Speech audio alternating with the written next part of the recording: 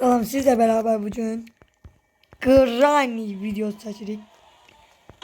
Yani bilmirəm bu tipsiz qadın nə istəyir. Mənim də başım çıxmır. Takipçilərimiz sənin nə istəyir? Özün niyə gözəlsən? Mən səndən çox bağışlayayım. Məndən çox sənə çox istəyirəm.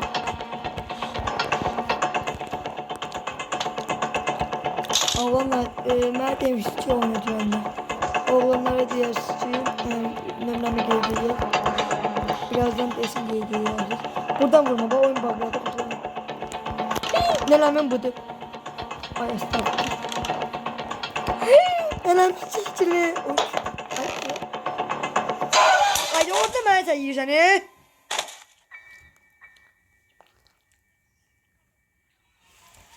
Dostlar evi yoktu yine.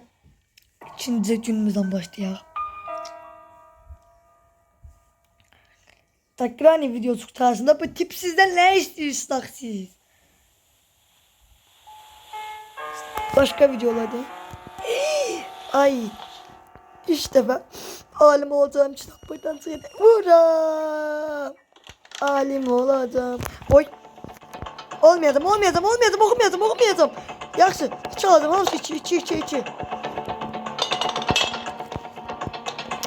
Bəs mənim müəllimim deyir ki, oxuyun alim olun. Mən qoymuşum oxumağı. Damatın anası deyir oxu, bu mənə qoymuyor. Tərbiyə. Mərifət. Gəlib nə? Yedim ben yavaş. Onun ucu yok. Can.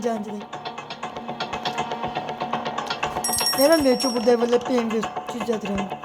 Ben uzun diyor ki işte fark ettim.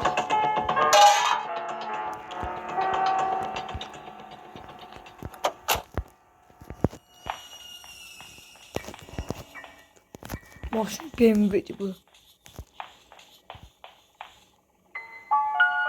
Ben niye donaldım ya? Koymuram okumağa. Ben böyle sabatımı nereden alıp koy okuyayım. Neydi ona? Ölmedin hemen öl ya da ölsen Elif.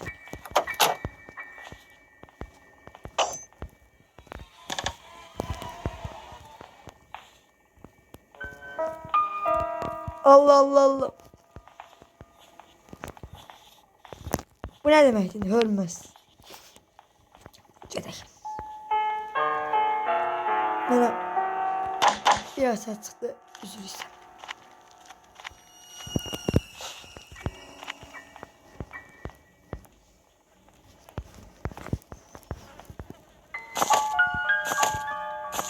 Baba bu bilmirəm nəyim bu zaman. Mən biləm nənəmin bu. Ay! Nənəmin şəkil düşdü. Mənə o sərəmət yazdıma bilmədim. Sana ruhdat canına gəldim.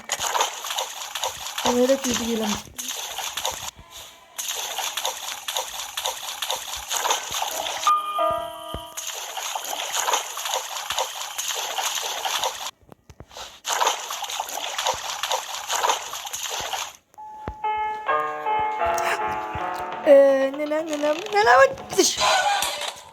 Nenemin saçını taftaladı.